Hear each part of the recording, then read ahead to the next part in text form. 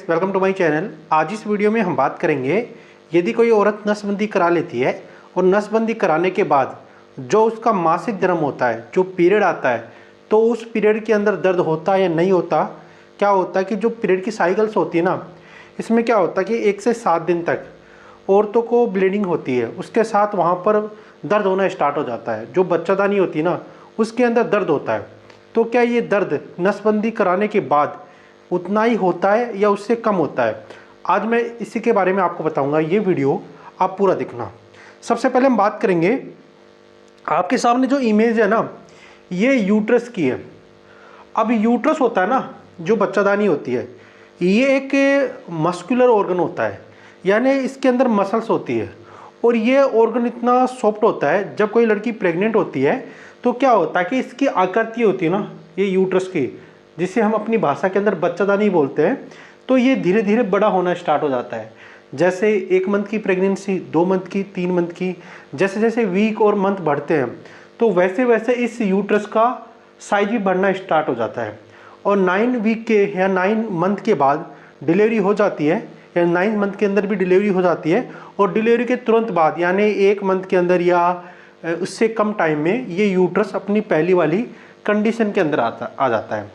तो क्या कोई औरत जिसकी फैमिली कंप्लीट हो गई है और कंप्लीट फैमिली होने के बाद वे औरत नसबंदी करा लेती है, यानी ट्यूबेक्टोमी करा लेती है, क्या ट्यूबेक्टोमी के बाद भी जो पीरियड होता है ना, ये आता है या नहीं आता? उसके साथ जो पेन होता है, ये कम होता है या ज़्यादा होता है? तो इसके बारे में हम बात करेंगे। सबसे पहले हम बात करेंगे क्या होता है कि जो यूट्रस होता है ना, बच्चादानी होती है। अब ये बच्चादानी भी लोगों के अंदर, औरतों के अंदर अलग होती है। क्या होता है कि बच्चादानी होती है ना, जो बचपन से ही औरतों के अंदर, कुछ में बच्चादानी होती है, यूट्रस होता है, ये पूरा बन जाता है, कुछ औरतों के अंदर कम बनता है। जैसे आपको इमेज के अंदर दिखाई दे रहा है, 4 प्रकार के यूट्रस हैं। जो पहला यूट्रस है ना, आपको यहाँ पर दिखाई दे रहा है, इसके अंदर क्या है कि इसके अंदर तो वेजाइना होती है ना, लड़की की एक ही होती है, और इसके 2 यूट्रस हो जाते हैं, एक ये यूट्रस और एक ये यूट्रस हो गया।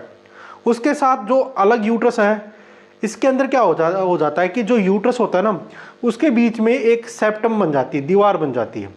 उसके साथ यहाँ पर आपको एक ही यूट्रस मिलता है और वे भी यूट्रस छोटा मिलता है, और उसके साथ डबल यूट्रस हो जाती है और डबल वेजाइना हो जाती है। तो उस कंडीशन के अंदर भी लड़कियों को बहुत ज़्यादा वहाँ पर पेन होता है पीरियड के दौरान।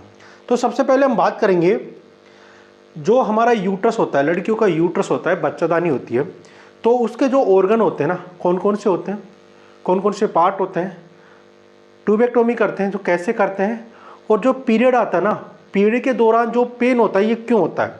क्या है कि आपको ये यूट्रस है, आपको दिखाई दे रहा होगा, ये इसकी फैलोपियन ट्यूब है, एक राइट की तरफ फैलोपियन ट्यूब है और एक लेफ्ट की तरफ फैलोपियन ट्यूब है।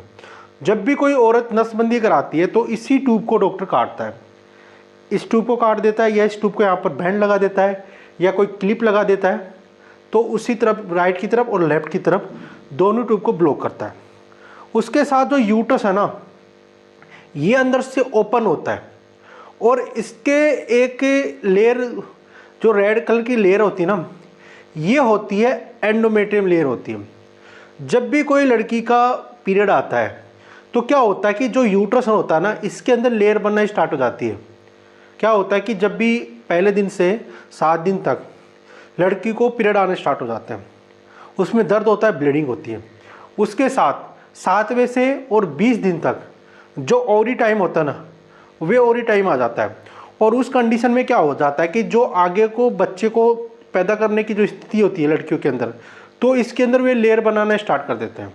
हॉर्मोन्स होते हैं, प्रोजेस्टेरोन हो गया, एस्ट्रोजन हार्मोन हो गया, ये हार्मोन सारे हेल्प करते हैं इस लेयर को बनाने में। यदि प्रेगनेंसी नहीं होती है तो नेक्स्ट मंथ में क्या होता है कि जो यूट्रस होता है ना, इसके अंदर एक प्रोजेस्टेरोन हार्मोन कम होता है, बहुत ज़्यादा होता है औरतों के अंदर, और ये प्रोजेस्टेरोन हार्मोन कम होना स्टार्ट हो जाता है जब साइकिल्स आने वाली होती है। जब उस कंडीशन में क्या होता है कि ये जो लेयर होती है ना, ये बाहर आना स्टार्ट हो जाती है ब्लीडिंग के रूप में, और लड़की को दर्द होता है। जो यूट्रस होता है ये तेज़ी से मरोड़े मारना स्टार्ट हो जाता है। तो ये सारी कंडीशन होती है। अब मान लो कोई औरत है जिसकी फैमिली कंप्लीट हो गई। अब फैमिली कंप्लीट होने के बाद वे औरत चाहती है कि मैं नसबंदी करा लूँ। अब नसबंदी भी कैसे करते हैं? अनेक प्रकार की नसबंदी होती है। आपको मैं कुछ नसबंदी दिखाऊंगा, जैसे आपको इमेज के अंदर दिखाई दे रही है।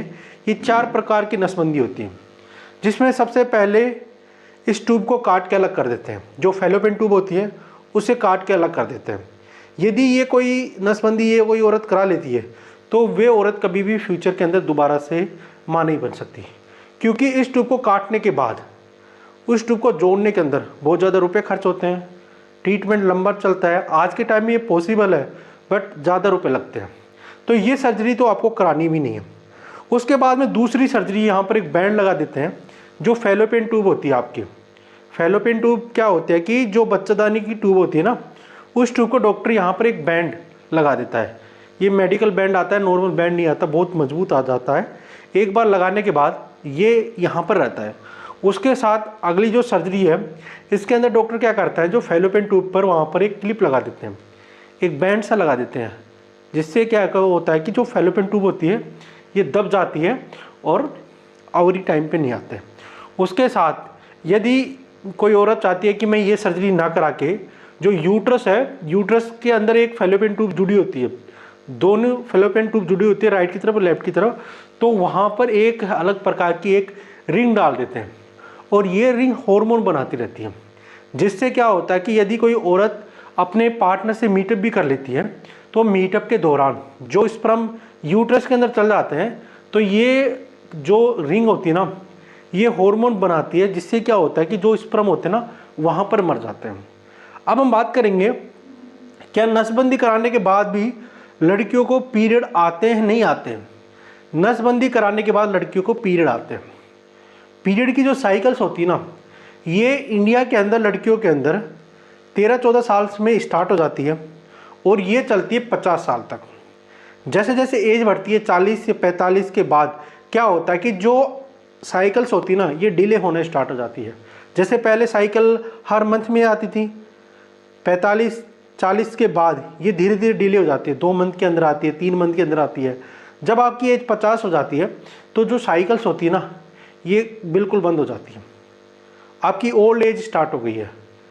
उसके साथ यदि कोई औरत मान लो 24 साल की है, 25 साल की है और उसकी फैमिली कंप्लीट हो गई, और वे औरत जो फैलोपियन ट्यूब है, ये राइट की तरफ और लेफ्ट की तरफ ट्यूबेक्टोमी करा ली, नसबंदी करा ली।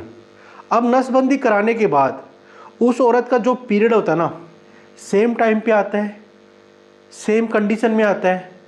जैसे यूट्रस के अंदर पहले पेन होता था, उसी प्रकार से ट्यूबेक्टोमी कराने के बाद भी औरतों के अंदर पेन होता है।